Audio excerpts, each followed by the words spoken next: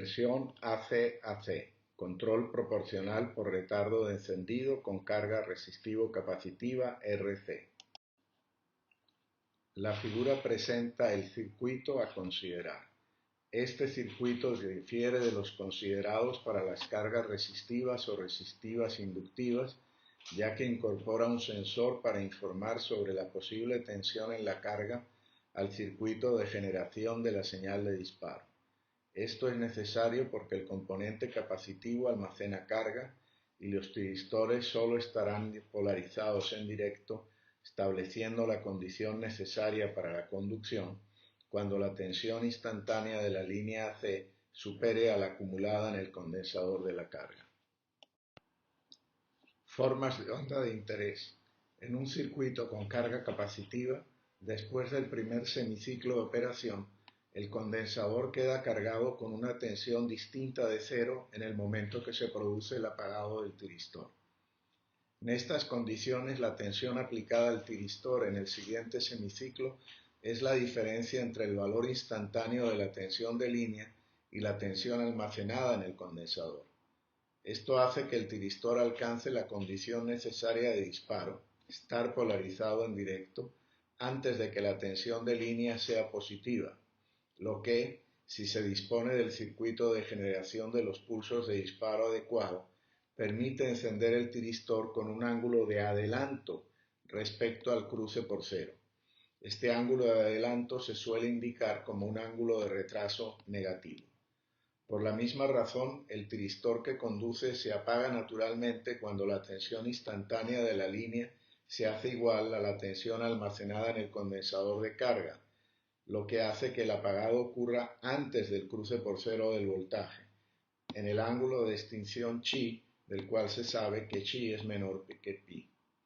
En primera aproximación, y sin entrar en mayores detalles, para este conversor la sincronización podría hacerse referida al cruce por cero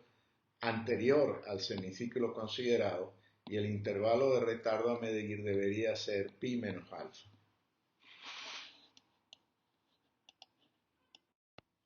La lámina presenta la ecuación genérica que define el comportamiento del circuito. El problema se complica porque en este caso la incógnita chi, que debe ser conocida para continuar con el análisis del conversor, es uno de los límites de integración,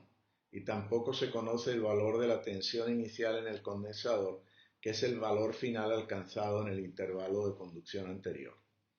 Ante esta situación, la solución nuevamente es el procesamiento numérico, que en este caso debe consistir en la simulación del comportamiento del circuito desde el encendido inicial hasta que alcance su estado estacionario mediante un simulador circuital tipo SPICE o similar. Sin embargo, por simple inspección de la forma de onda presentada en la figura anterior,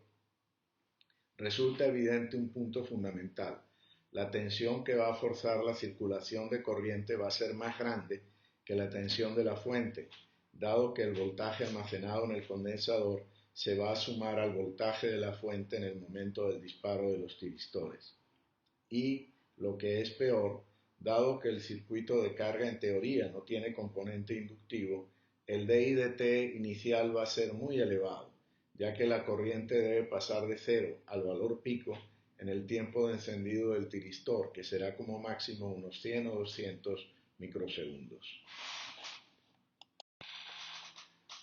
La figura muestra los resultados calculados de la corriente para una carga resistiva constante cambiando el valor de la capacitancia serie y mostrando el caso resistivo puro como referencia. Se observa la tendencia de la corriente a crecer rápidamente a medida que aumenta el componente capacitivo, manteniendo el componente resistivo constante. La última curva, calculada para un ángulo de impedancia de carga en adelanto de 80 grados, tiene un pico de la corriente de más de 10 veces mayor que el pico cuando la carga es puramente resistiva, lo que obligaría a seleccionar tiristores con capacidad de manejar corriente 15 o más veces mayor que lo imprescindible para entregar la potencia real requerida en el caso resistivo puro.